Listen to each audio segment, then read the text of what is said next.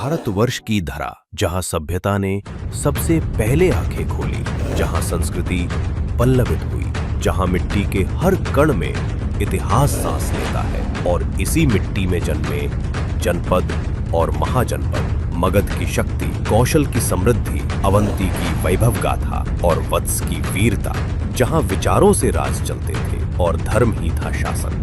फिर से खुलेंगे भारतवर्ष की गौरवशाली इतिहास के पन्ने, और सामने आएगा वो युग जब भारतवर्ष केवल एक भूमि नहीं बल्कि एक विचार था। यहीं से विश्व में सभ्यता और संस्कृति का विस्तार हुआ।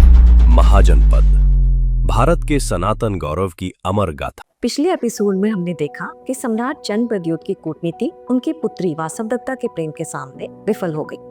वत्स नरेश उदयन और वासवदत्ता का विवाह हुआ, जिसने अवंतिका और वत्स के बीच शत्रुता को एक जटिल रिश्तेदारी में बदल दी। प्रद्योत व्यक्तिगत अपमान के बावजूद इस नए समीकरण को स्वीकार करते हुए मगध और कौशल के विरुद्ध अपनी शक्ति बनाए रखने में सफल रहे। अवंतिका एक मजबूत और स्थिर शक्ति बनी रही, जिसका नेतृत्व चंद्रप्रद्योत जैसा महासेनानी कर रहा था। लेकिन इतिहास कभी किसी व्यक्ति के विपरीत नहीं घूमता। महाजनपदों के युग में राज्यों का उदय और पतन एक अटल चक्र था। अब समय आ गया था कि महासेन चंद्रप्रद्योत के गौरवशाली शासन का अंत हो, और उसके साथ ही अवंतिका के स्वतंत्र अस्तित्व पर भी मगध की महाशक्तिशाली छाया पड़ी। यह कहानी है एक युग के अंत की और इतिहास की उस अनिवार्यता की जिसके सामने कोई भी सैन्य शक्ति टिक नहीं पाई। अवंतिका का पतन मगध के अखंड भारत के सपने की पहली सीढ़ी थी। सम्राट का अवसान, चंद्रप्रद्योत की मृत्यु। सम्राट चंद्रप्रद्योत महासेन ने लगभग 50 वर्षों तक अवंतिका पर शासन किया। उनके शासनकाल को सैन्य शक्ति, कूटनीतिक कुशलता और कला के संरक्षण के लिए याद किया जाता है। उन्होंने अवंतिका को मगध के बाद आर्यावर्त की दूसरी सबसे बड़ी शक्ति के रूप में स्थापित किया। उनकी मृत्यु के समय अवंतिका की सीमाएं मालवा से नर्मदा तक फैली हुई थीं। परंतु समय और मृत्यु किसी भी सम्राट को नहीं छोड़ते। वृद्धावस्था और लगातार युद्धों के तनाव ने अंततः उन्हें कमजोर कर दिया। एक लंबी बीमारी के बाद महासेन चंद्रप्रद्योत का अवसान हो गया। चंद्रप्रद्योत की मृत्यु अवंतिका के लिए केवल एक राजा का जाना नहीं था, बल्कि राज्य की केंद्रीय धुरी का टूट जाना था। प्रद्योत की दूरदर्शिता, उनका भय और उनका सम्मान, ये तीनों ही अवंतिका की एकता के स्तंभ थे। जैसा कि मैंने प्रारंभ में कहा, अवंतिका के पतन के मूल कारणों में, जो कि नियति द्वारा निर्धारित थे, अवश्यंभावी थे।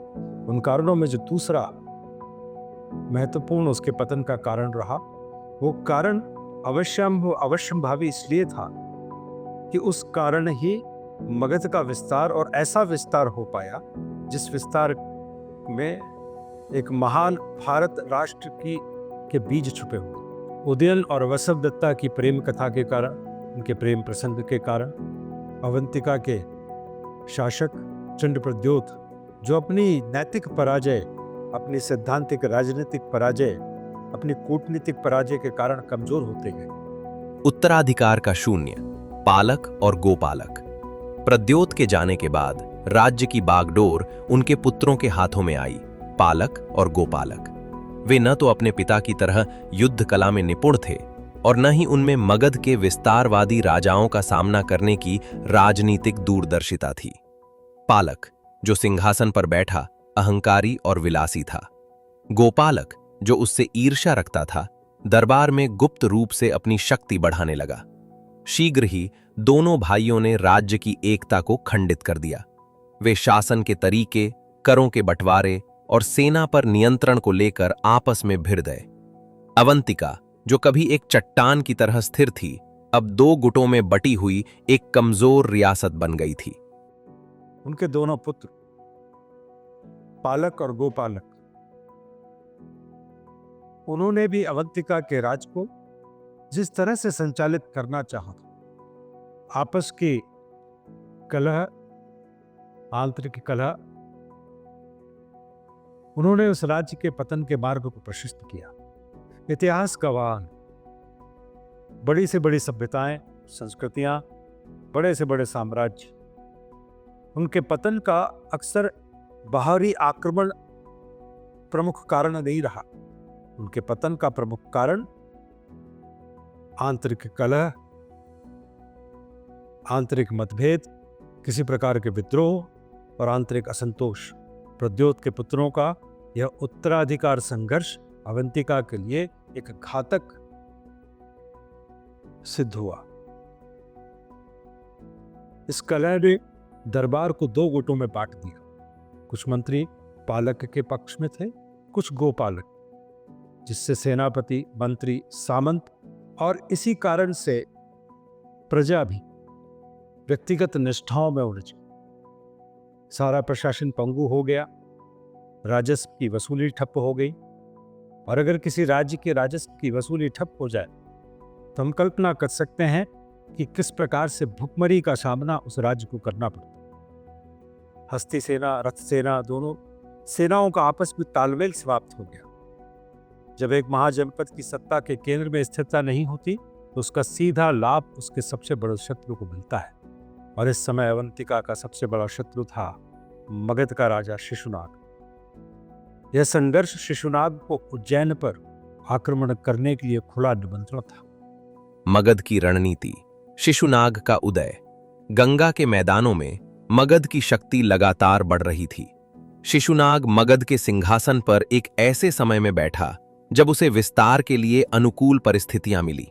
वह जानता था कि भारत पर पूर्ण चक्रवर्ती शासन स्थापित करने के लिए अवंतिका पर विजय अनिवार्य है, क्योंकि अवंतिका पश्चिम के व्यापार मार्गों और विंध्य क्षेत्र के प्राकृतिक संसाधनों को नियंत्रित करती थी। शिशुनाग ने वर्षों तक अवंतिका की सीमा पर अपनी सेना को मजबूत किया। उसने अपने जासूसों के माध्यम से उज्जैन दरबार की हर कलह, हर कमजोरी की विस्तृत रिपोर्ट प्राप्त की। जब उसने अवंतिका में आंतरिक अस्थिरता और कमजोर उत्तराधिकारियों की खबरें सुनी तो वह समझ गया या कि हमला करने का ये सुनहरा अवसर है। शिशुनाग की रणनीति सीधी और निर्मम थी। उसने एक विशाल और संगठित सेना के साथ पश्चिम की ओर कूच किया। इस सेना में केवल सैनिक नहीं थे, बल्कि कुशल रणनीतिकार, जासूस और प्रशासक भी शामिल थे, जिन्हें यह सुनिश्चित करना था कि उज्जैन की विजय के बाद अवंतिका को स्थायी रूप से मगध में मिला लिया जाए, न कि केवल लूटा जाए। उज्जैन की घेराबंदी और असंगठित प्रतिरोध। शिशुनाग की संगठित और अनुशासित सेना ने तेजी से अवंतिका की ओर बढ़ना शुरू किया। अवंतिका की सेना, जो चंड प्रद्योत के नेतृत्व में अजेय थी, अब अपने गुटबाज सेनापतियों के अधीन बिखरी हुई थी। शिशुनाग ने सबसे पहले अवंतिका के सीमावर्ती क्षेत्रों पर कब्जा किया, जिससे उज्जैन का बाहरी समर्थन कट गया। उसने सीधे राजधानी उज्जैन को घेर लिया। एक लंबी और निर्णायक घेराबंदी शुरू हुई। अवंतिका के पास प्रद्योत के जमाने की शक्तिशाली हस्ती सेना, हाथी सेना थी, पर अब वह मगध की बेहतर रथ सेना और घुड़सवार सेना के सामने टिक नहीं पाई, जो तेज गति और रणनीति पर आधारित थी। घेराबंदी के दौरान उत्तराधिकारियों का व्यक्तिगत स्वार्थ, सैन्य इकाइयों के बीच तालमेल की कमी और दरबारियों का पलायन, इन सब ने मिलकर अवंतिका के प्रतिरोध को कमजोर कर दिया। पालक और गोपालक, इन दोनों ने आपस में अपने पिता प्रद्योत के जैसे आक्रामक होने के गुण नहीं थे। वो अपने राज्य के अंदर ही, अपने अट्टालिकाओं के अंदर ही रह करके, अपने महल, अपने परिसरों के अंदर रह करके ही शासन किया करते थे। उसी तरह से युद्ध लड़ने की भी कोशिश करी उन्होंने। ये उनकी रणनीतिक चूक थी। निष्क्रिय रूप से किले के भीतर रहकर रक्षात्मक युद्ध लड़ा। शिशुनाग की घेराबंदी रणनीति के सामने विफल रहा। चूंकि पालक और गोपालक एक दूसरे पर विश्वास नहीं करते थे, तो अपनी अपनी सेनाओं को भी अलग अलग अपने साथ रखते थे, जिससे मगध की सेना को अलग अलग बटी हुई सेनाओं, टुकड़ियों के रूप में बटी हुई पालक और गोपालक की सेनाओं को पराजित करने में कोई मुश्किल का सामना नहीं करना पड़ा। आंतरिक कलह के कारण ही और राजस्व की बंदी होने के कारण भोजन, आवश्यक वस्तुएं, सेना के लिए हथियार, इन सब की आपूर्ति की श्रृंखला टूट गई। नागरिक और सैनिक दोनों भूखे मरने लगे। राजा अंततः आत्मसमर्पण करने पर मजबूर हुआ। महाजनपद का अंत, अवंतिका का विलय। घेराबंदी लंबी चली, पर अंततः मगध की बेहतर सैन्य शक्ति और अवंतिका की आंतरिक कमजोरी भारी पड़ी। उज्जैन के द्वार मगध के लिए खोल दिए गए। उज्जैन, जो कभी अवंतिका की समृद्धि और शक्ति का प्रतीक था, अब शिशुनाग के सैनिकों के नियंत्रण में था। अंतिम प्रतिरोध टूट गया। उस समय सत्तासीन अंतिम उत्तराधिकारी को बंदी बना लिया गया। विजय के बाद शिशुनाग ने अवंतिका के साथ कोई समझौता नहीं किया। उसने किसी भी प्रकार की स्वायत्तता नहीं दी। मगध का आदेश स्पष्ट था, अवंतिका को एक अधीनस्थ राज्य, सामंत नहीं, बल्कि सीधे मगध साम्राज्य का एक प्रांत, अंग बना दिया जाएगा। अवंतिका का गौरवशाली राज्य, जो चंड प्रद्योत के नेतृत्व में मगध को चुनौती देता था, अब इतिहास के पन्नों में सिमट गया। उसकी राजधानी उज्जैन मगध के पश्चिमी प्रांत के प्रशासन का एक महत्वपूर्ण केंद्र बन गई। चरम क्षण, ध्वज का अवसान। वह दिन इतिहास में दर्ज हो गया जब उज्जैन के मुख्य द्वार से मगध के सैनिक पूरे राजसी शान के साथ प्रवेश कर रहे थे। महल के प्रांगण में एक उदास और गंभीर समारोह हुआ।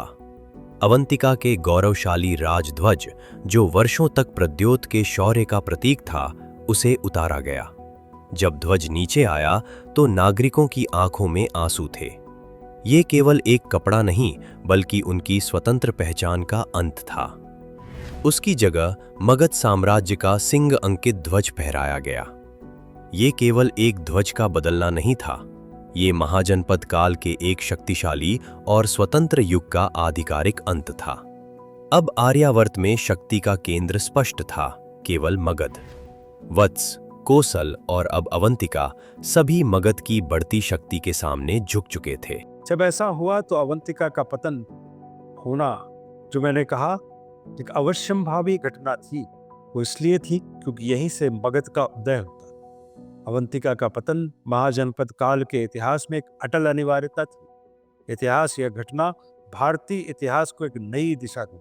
अवंतिका के विलय ने मगध को पश्चिम तक के व्यापार मार्गों पर पूर्ण नियंत्रण दे दिया, उत्तरापथ जिसको कहा जाता, और पूर्व से पश्चिम तक मालवा के, मध्य भारत के, उज्जैनी अवंतिका के कृषि खनिज संसाधनों पर मगध की पहुंच हो गई।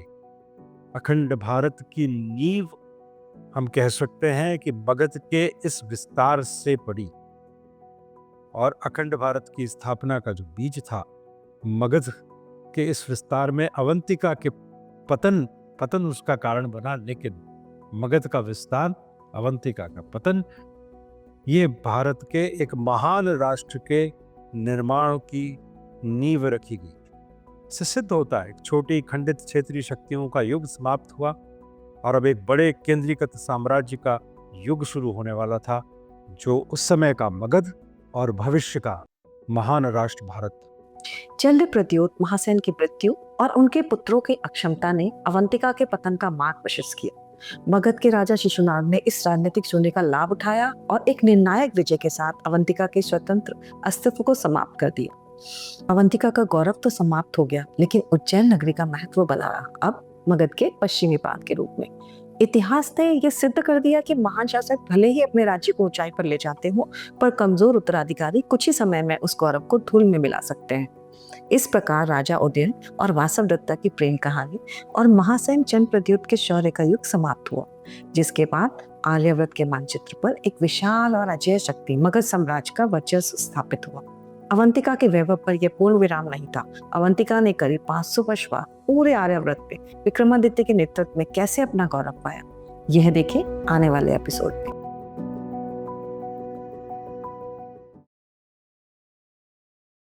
भारतवर्ष की धरा, जहां सभ्यता ने सबसे पहले आंखें खोली, जहां संस्कृति पल्लवित हुई, जहां मिट्टी के हर कण में इतिहास सांस लेता है, और इसी मिट्टी में जन्मे जनपद और महाजनपद, मगध की शक्ति, कौशल की समृद्धि, अवंती की वैभव गाथा और वत्स की वीरता। जहां विचारों से राज चलते थे और धर्म ही था शासन। फिर से खुलेंगे भारतवर्ष की गौरवशाली इतिहास के पन्ने और सामने आएगा वो युग जब भारतवर्ष केवल एक भूमि नहीं बल्कि एक विचार था। यहीं से विश्व में सभ्यता और संस्कृति का विस्तार हुआ। महाजनपद, भारत के सनातन गौरव की अमर गाथा।